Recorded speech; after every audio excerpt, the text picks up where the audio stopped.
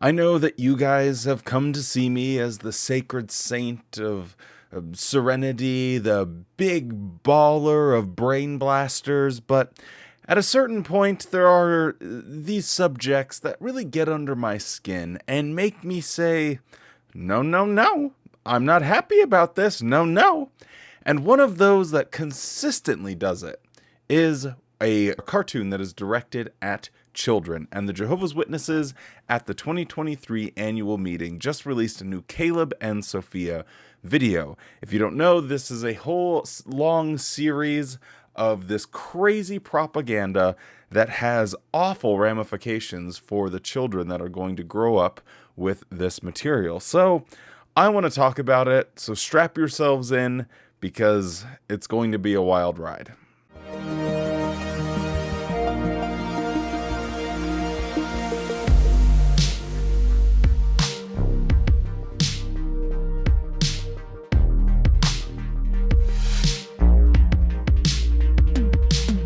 And welcome back to the JW Thoughts channel. My name is Wally, and today we are still looking at information that came out from the annual meeting. This one is about Caleb and Sophia. We won't waste too much time here in the intro, but before we get started, don't forget to drop a like on the video. It helps it get out to more people on YouTube, which helps more people see it and can learn more about Jehovah's Witnesses, which I think is really important. Also, subscribe to the channel if you want to see more updates about the annual meeting and what is going on inside this goofy religion going forward. With all of that being said, let's do this.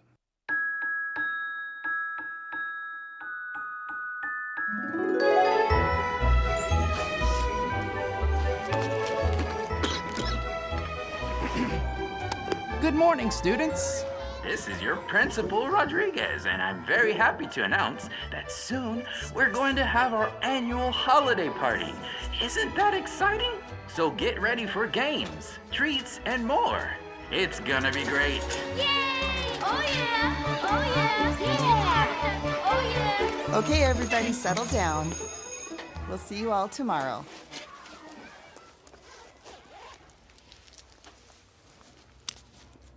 See you there, Sophia. Oh wait, you can't go.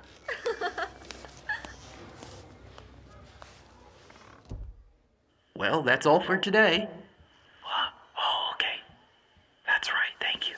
Before I go, we'd like to announce the award for Student of the Month, which goes to... Caleb, way to go! Wow, look at Caleb. That's my little brother. With Jehovah's help, he tries to be good in school. I like learning about Jehovah. Are you ready to study? Oh, I'll get my book. I'll meet you outside. Okay.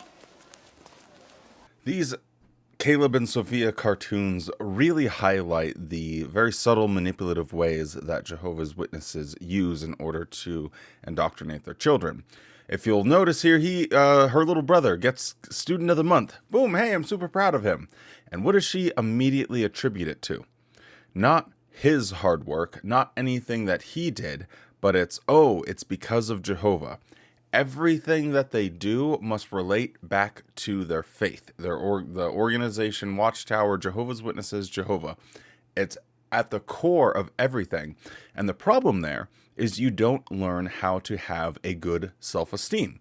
You don't know how to be able to do something with pride in that you accomplish something. Because if you accomplish anything at all, you are taught, even when you are a child, that it's not you that did that thing.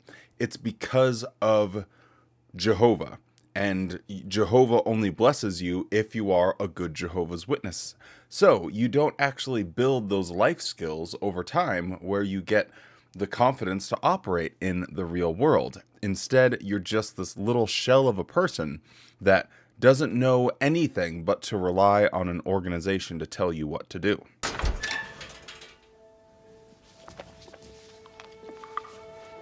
Hey, Zoe. Oh, hey. What you doing? I'm just about to meet... Sophia. Why do you hang out with her? She's so... different? weird.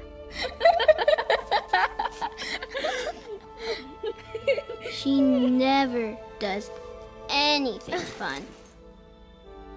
I mean, you're different, Zoe. But in a cool way. You should hang out with us, not that loser. Angela, please see me immediately. See you later, Zoe.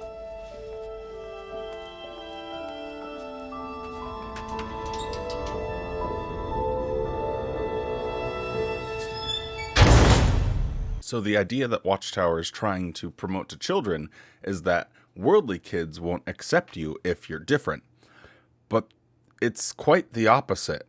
The world in general is pretty accepting of people, and the Watchtower and Jehovah's Witnesses are the ones that are not accepting of anyone that is different from them. If you believe in a different version of Christianity, if you have different morals, if you have different values, if you have different anything, unless you are a carbon copy of a Jehovah's Witness, you are literally shunned.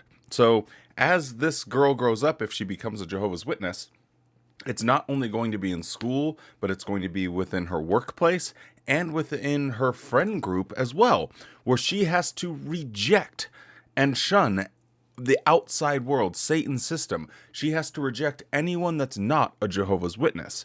So when you have that full context, who is the one that is rejecting people for being different? Is it the world or is it Jehovah's Witnesses? Does it bother you that others think you're different? What do you mean?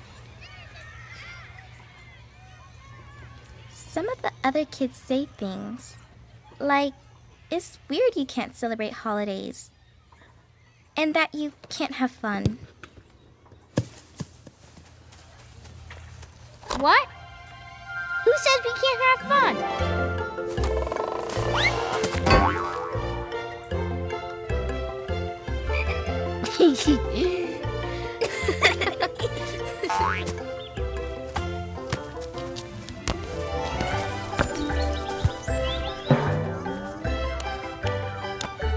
Of course we can have fun. It can be hard sometimes, but it's good to be different. Like Jesus. Like Jesus? Yeah, that's right. We learn a lot about him at family worship. In the Bible, Jesus said his followers would be no part of the world. What do you think it means to be no part of the world?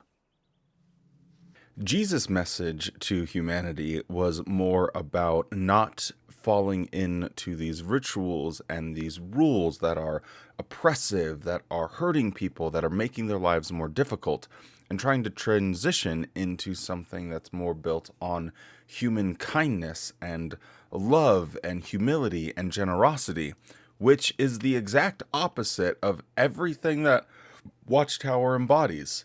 So the type, yes, Jesus maybe was okay with being different, but the kind of different he was teaching is diametrically opposed to the type of different that Watchtower is teaching. They are saying, you need to be stubborn, close-minded. You need to be a rule follower. You need to be a tattletale. You need to shun your own children or your own parents if they break some rule that we have set and don't agree with. It's absolutely ridiculous how they just turn everything on its head, even from a biblical perspective, and then use this as a way to, or a vehicle to indoctrinate children. He said that he did not want to take his followers out of the world, but That they should be no part of the world. That's right, honey. what else did Jesus say? They are no part of the world, just as I am no part of the world. How was Jesus no part of the world? Let's see. Jesus was different from everyone else, and so were his friends. He showed others how to be different in what they did, what they said, and even how they thought. Really? How? People aren't always nice to others they think are different. But Jesus wanted to help everyone, And that made some people very angry. They wanted Jesus to be more like them. But he didn't worry about what they thought, because who did Jesus want to be like? Jehovah. That's right. Jehovah said that those who obeyed his voice were special to him. So, when you love and obey Jehovah, and you are no part of the world like Jesus, That makes you special to him. This whole narrative is funny because I am in agreement with them in that you should train children to not just conform. You should train children that they can carve their own path. They don't need to be like everyone else. They don't need to be a follower. They can be a leader. And when it comes to bringing Jesus into the equation, he really, from what we have in the Bible, stood up for not following draconian rules that are despotic and ruin people's lives, but focus more on what does it mean to actually help someone? What does it mean to actually support, be there, love another human being? So I can understand that aspect of it. But when it's coming from Jehovah's Witnesses that teach isolation, that teach everyone's going to die at Armageddon if you're not a Jehovah's Witness. I know they've had some new adjustments, so maybe I need to fix that narrative that I'm actually talking about. So maybe Watchtower is not as wild as they once were. But for 100 years, they've been teaching that if you're not a Jehovah's Witness, you're going to die at the Great Tribulation. So it's just when it's coming from them, that is where I have the problem with, because once they follow this advice, and if she becomes a Jehovah's Witness, she's going to become the very thing that they are currently decrying. I don't know if I could ever be like you.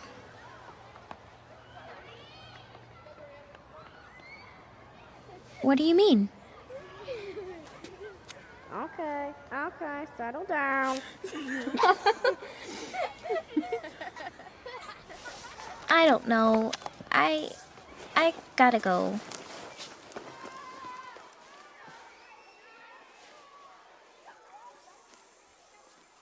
Children naturally are going to want to be accepted into any society or group that they are a part of. People want to be accepted by society. That's just how the world works. And when children do this in school, it's a very healthy thing because they are allowed to make choices. Hey, I want to be accepted by this group of people. Well, why do I want to be accepted by them? Evaluation. Are they doing anything wrong? Are they bullying other kids? Are they saying, oh, let's go to Walmart and steal makeup? You know, something like that. Or are they just being regular kids? But in the Jehovah's Witness world, that is it's unacceptable to not be part of their world. So just doing normal, regular kid things like making fun of a teacher, it's a normal thing. Going to a holiday party, it's a normal thing. And to Jehovah's Witnesses, they're like, oh, well, if anyone's on the outside of our world, if anyone's not a Jehovah's Witness, they are automatically bad unless they are accepting of our practices and we can try and indoctrinate them into our belief system. It is a way of making children into the most arrogant members of society imaginable. Because it's like, you are training children to not accept someone unless they can control that person. It is a recipe for disaster.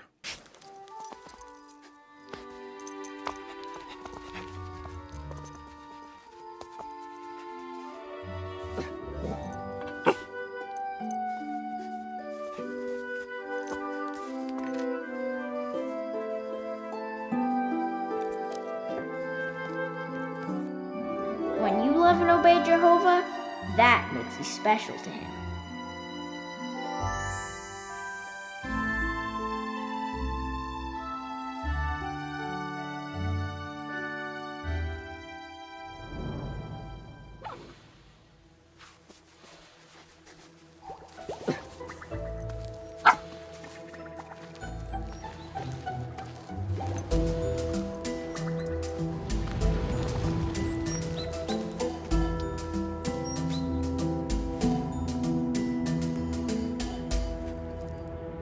Hey, it's a leper.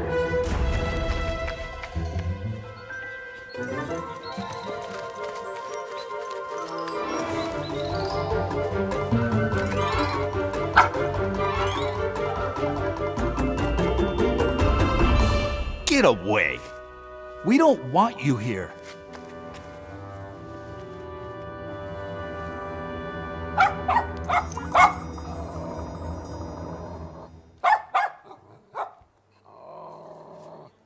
So this reminded me of an instance when I first left the organization, and I ran into my sister-in-law and her two kids, my niece's nephew, at the grocery store. And as soon as they saw me, they pointed and said, "He's bad, he's bad, he's bad." And they started running the other way. And that is what's going on here. Is this person is like, "Oh, he's a leper, he's bad, he's awful, oh, ew, gross, yucky." And it just reminded me, because as they're going to show, Jesus was embracing of someone that maybe they considered a sinner or someone that was lost.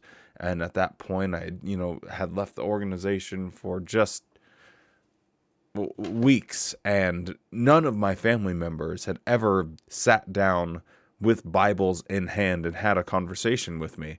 So they just left me out there to dry without ever trying to bring me back in any way.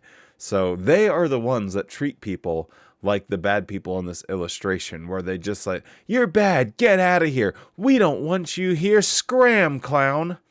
Whereas normal people or anyone with a heart is like, "Hey, how can I help you?" And that is something I never got from Jehovah's Witnesses, is the, "Hey, how can I help you? How can I help restore your faith?" It was only just, "No, we don't want you. He's bad. He's bad." So it's so hypocritical how they're portraying all of this when you put it against a personal experience of being in the organization.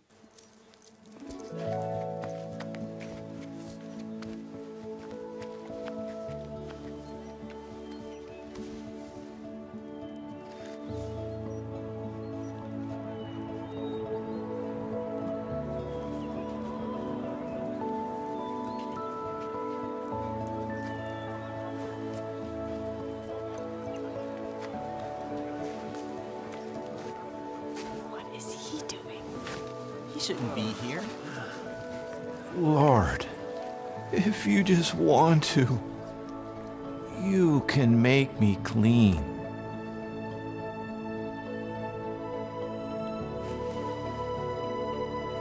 I want to be made clean.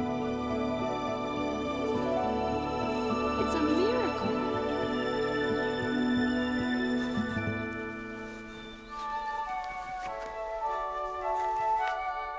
Can you believe this?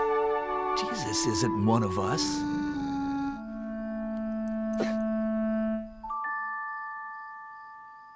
Jesus was different in what he did, said, and thought. I'm sorry about your grandma. This is for you. It will help you feel better. Thank you. And that made some people very angry.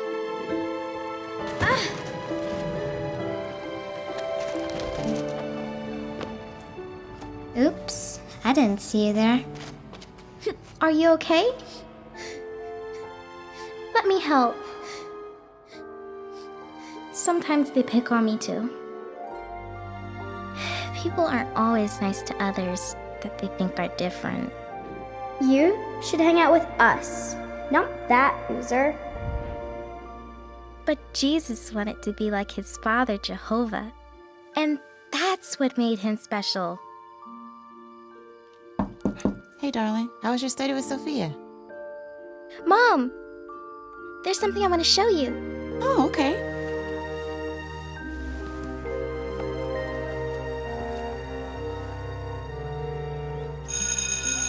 I don't think that this point can really be overemphasized.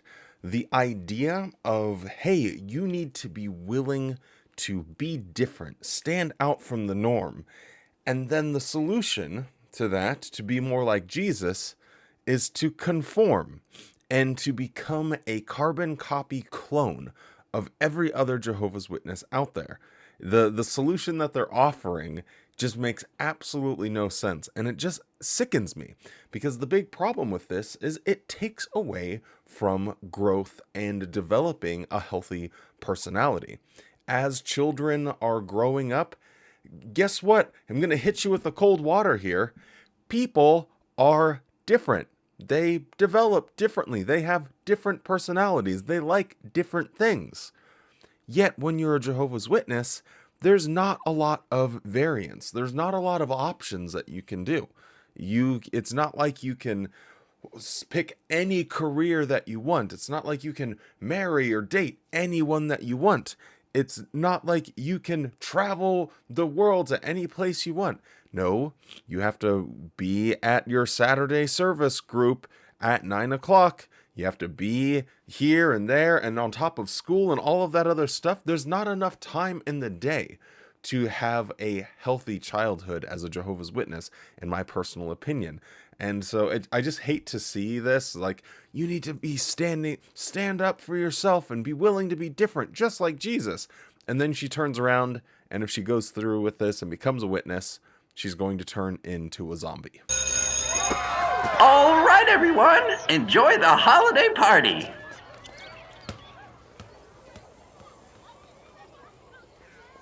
Hey, Zoe. Aren't you coming?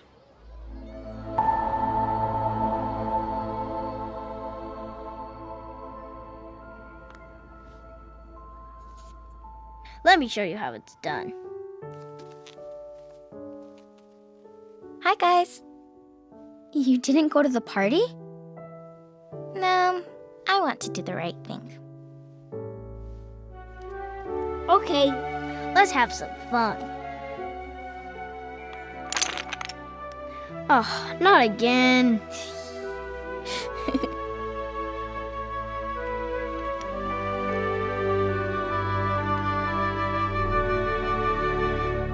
So instead of having normal interactions, instead of getting cake, candy, playing games, and having a good time in a normal social situation, she is going to sit in a room with a bunch of nerds that are in a cult and try and indoctrinate herself.